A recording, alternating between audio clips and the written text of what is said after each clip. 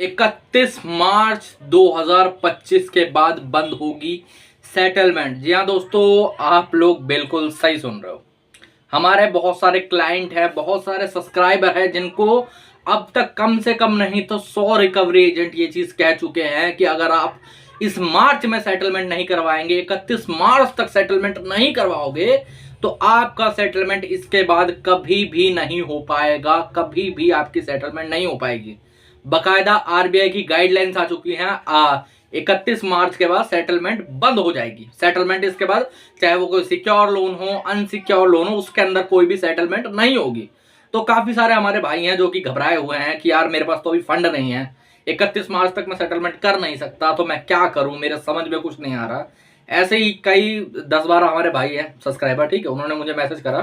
तो सारे भाइयों की प्रॉब्लम सुनने के बाद मैंने सोचा कि इसके ऊपर एक प्योर वीडियो बना देते हैं कि यार ये क्या चीज है कि सच्चाई में आपकी अगर आपने 31 मार्च तक सेटलमेंट नहीं करी तो आपकी सेटलमेंट बंद हो जाएगी, आपकी सेटलमेंट रुक जाएगी, आपको सेटलमेंट का ऑफर कभी मिलेगा ही नहीं उसके बाद। मैंने सोचा आज इसके ऊपर प्योर वीडियो बनाऊंगा, सारे आपके डाउट्स क्लियर करूंगा और एक्चुअल में सेटलमेंट है क्या, अच्छा ऑफर निकलता है ऐसा, ये भी आज इस वीडियो में मैं आपको बताने वाला हूँ। तो दोस्तों वीडियो चालू करने से पहले मैं आपका हर्ष कुमार आप सभी का इस चैनल लोन डिस्ट्रॉय पे स्वागत करता हूं। अगर आपको लोन संबंधित कोई भी परेशानी है, कोई लोन रिकवरी वाला आपको परेशान कर रहा है, आपको कॉल्स बहुत ज्यादा आ रही हैं, आपको ये लोग मैसेज करके परेशान करते हैं, आपके कॉन्टैक्ट लिस्ट पे फोन कर रहे हैं, आपको लीगल नोटिस आ रहा है, उनका रिप्लाई लिखवाना चाहते हो, ऐसी कोई भी प्रॉब्लम है तो यहाँ पर मेरा नंबर आ रहा है, आप मुझे व्हाट्सएप पर मैसेज करके मुझसे बात कर सकते हो, ठीक है।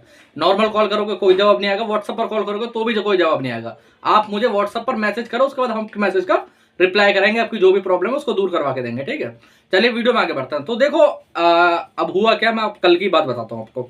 एक हमारे कस्टमर ऐसे परेशान थे, कह रहे सर मैं पैसे मेरे पे हो ही नहीं पाएंगे, मेरे जहां तक उम्मीद है मैं आगे चल के सितंबर तक कुछ पैसे कर पाऊंगा, फिर सेटलमेंट कर पाऊंगा, उससे पहले मेरे पास पैसे नहीं आएंगे। लेकिन ये रिकवरी वाला डेली परेशान करे हुआ कि मैं आपका ऑफर बंद करवा दूंगा, ये करवा दूंगा, वो करवा दूंगा। तो मैंने बोला चलो एक काम करते हैं, आप रिकवरी वालों को लाइन पे लीजिए, मैं बात करूंगा रिकवरी वाले से आप बन के, ठीक है। तो रिकवरी वाले को लाइन पे लिया गया भाई साहब।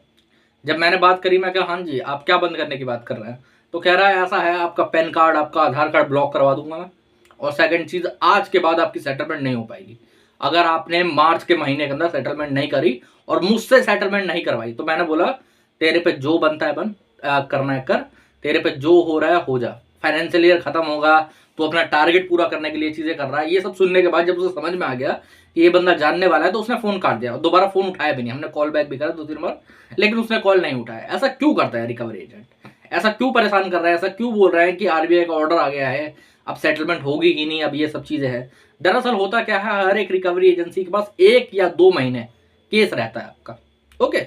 कई एजेंसीज में तो ये होता है कि 1 महीने, हर 1 महीने में एजेंसी चेंज होती है, हर 1 महीने के अंदर एजेंसी चेंज करी जाती है। कायदे से ऐसा क्यों करा जाता है, वजह क्या है? वजह यह है कि जब एक एजेंसी टारगेट पूरा नहीं कर पाती तो बैंक सोचती है जब ये मेरा कोई फायदा ही नहीं कर रही, जब मुझे कुछ पैसा मिल ही नहीं रहा इससे, तो मैं इसे पैसा क्यों दूं, मैं इसके और पैसा बर्बाद क्यों करूं। तो वो उनसे केस लेके इन्हें पकड़ा देती है दूसरी एजेंसी को, भाई साहब तुम पैसा लो। और होता क्या है, अभी मार्च चल रहा है, 31 मार्च को फाइनेंशियल ईयर एंड होगा, तो जितनी भी एजेंसी हैं, जितने भी बैंक हैं, उन सबका डाटा चेक करा जाता है कि इन्होंने कितने लोन रिकवर करे, इनके पास से कितना आरओआई आया, इनके कितना अच्छा रहा परसेंटेज, इनके एनपीए कितने हुए, इनके सेटलमेंट कितने हुए, ये सारी चीजें चेक करी जाती है। तो हर एक एजेंसी वाला चाहता है कि उसकी जो स्टेटस है उसका स्टेटस सही रहे, जितना स्टेटस सही रहेगा उतने केसेस ज्यादा रहेंगे। आज से 5 साल पहले, 10 साल पहले लोगों को स्टेटस की इतनी फिक्र नहीं थी। क्यों फिक्र नहीं थी? फिक्र ये इसलिए नहीं थी क्योंकि उस टाइम पे एजेंसी कम होती थी। उस टाइम पे क्या था कि मान लेते एक शहर के अंदर गिनी चुनी कुछ 50-100 एजेंसियां हुआ करती थी, वही सारा काम देखती थी, चाहे वो कितने भी बैंक हो, कितनी भी एनबीएफसी हो, सारी चीजें वही देखा करती थी। लेकिन अब एक डिस्ट्रिक्ट के अंदर हजार एजेंसी है। जी हाँ, आपको लग रहा होगा कि यार मैं यहां पर रहता हूं, यहां तो कोई एजेंसी मैंने आज तक देखी नहीं। मेरे भाई बड़े बड़े ऑफिस में हर दूसरी जगह पे एजेंसी आपको मिल जाएगी। ऐसा 4 कमरों का एक मकान ले लिया है या फिर 4 कमरों का एक फ्लैट ले लिया है, उसके अंदर 10 लड़कियां बैठा दिए हैं, 10 मुस्टंडे ले लिए हैं, रिकवरी एजेंसी तैयार है। अब होता क्या है, केस तो उतरे ही है, केस चलो थोड़े बढ़ गए मान लेते हैं, अब मान लेते हैं पहले 100 केस आते थे, अब 200 केस आने लगे हैं। लेकिन पहले एजेंसी 100 थी, अब एजेंसी हुई 1000।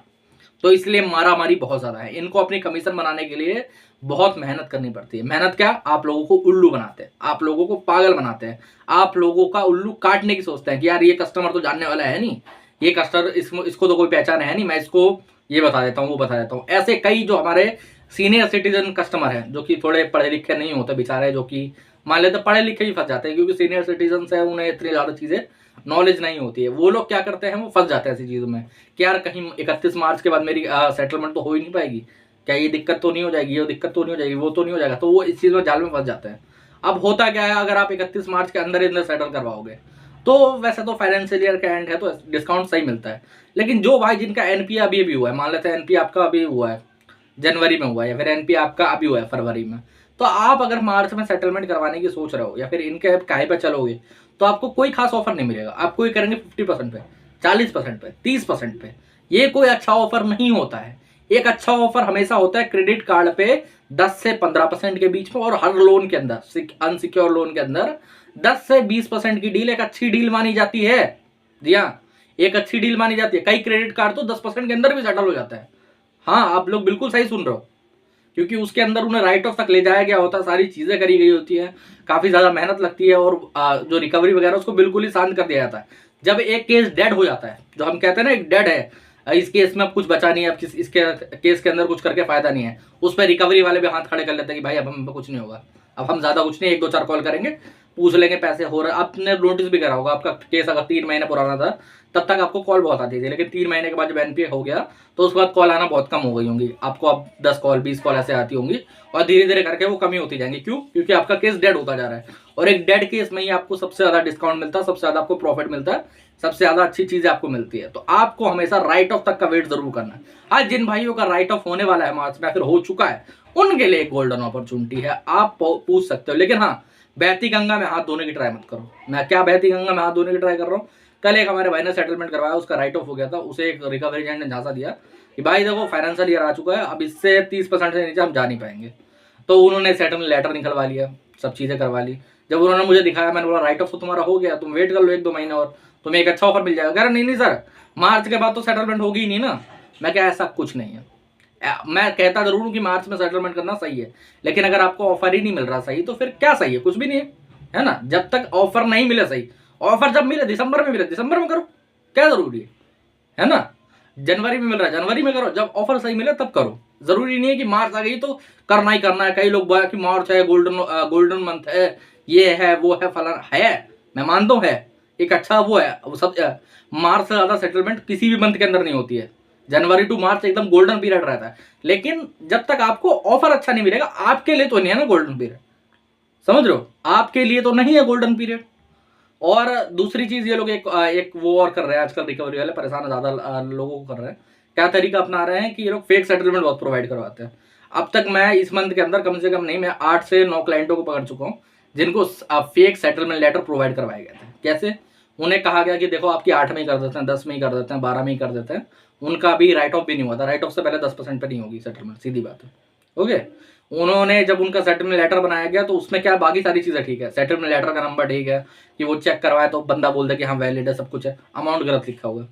जैसे मान लेते हैं कि 2 लाख की सेटलमेंट है, 20,000 लिखा होना चाहिए था कायदे से, अगर 10% पे है तो वहां पर लिखा हुआ है 60, वो हो गया 30%, है ना।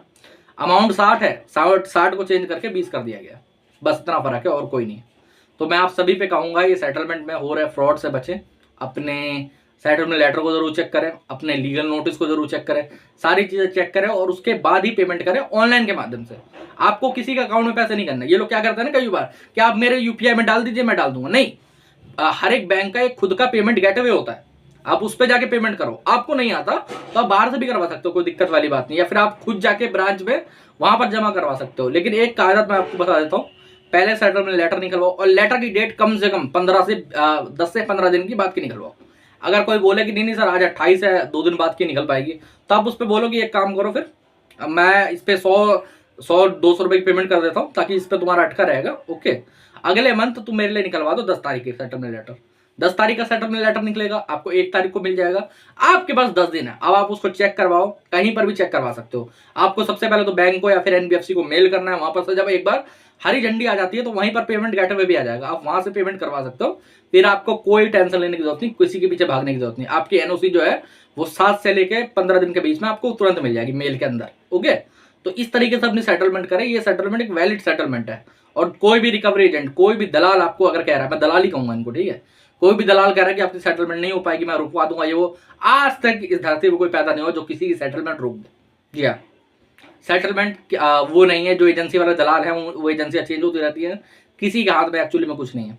आपका आपके ऊपर है, आप जब चाहो तब पे करो, जब चाहो तब मत करो, कोई दिक्कत वाली बात नहीं। फंड नहीं है तो सेटलमेंट करने की जरूरत नहीं, जब पैसे ही नहीं तो सेटलमेंट भी क्यों करना, सीधी सी बात है नहीं।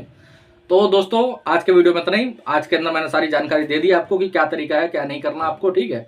अगर और कोई सवाल है और कोई प्रॉब्लम है तो आप मुझे कमेंट सेक्शन में लिख सकते हो। और आप सभी के लिए एक बोनस और है, जो जो हमारे भाई है जो डरते रहते हैं होम विजिट के लिए कि मेरे घर पर होम विजिट होगी कि नहीं होगी, आप अपने जिले का नाम, अपने स्टेट का नाम और अपने बैंक का नाम, जो भी बैंक या एनबीएफसी है उसका नाम लिख के कमेंट सेक्शन में डाल दीजिए। मैं आपको बता दूंगा कि वहां पर होम विजिट हो सकती है कि नहीं हो सकती। कई हमारे जिले हैं, कई जगह हैं जहाँ पर होम विजिट होती ही नहीं है, तो आप लोगों को ये देखना पड़ेगा कि वहां पर होम विजिट होती है कि नहीं होती है। नहीं होती तो फिर कोई दिक्कत वाली बात नहीं है नहीं। तो दोस्तों आज की वीडियो में इतना ही। वीडियो अच्छा लगा हो तो चैनल को सब्सक्राइब जरूर करें। अगर और कोई मेरे से संपर्क करना चाहते हो, मेरे से बात करना चाहते हो, तो यहाँ पर मेरा नंबर आ रहा है, मुझे व्हाट्सएप पर मैसेज कर सकते हो। जय हिंद।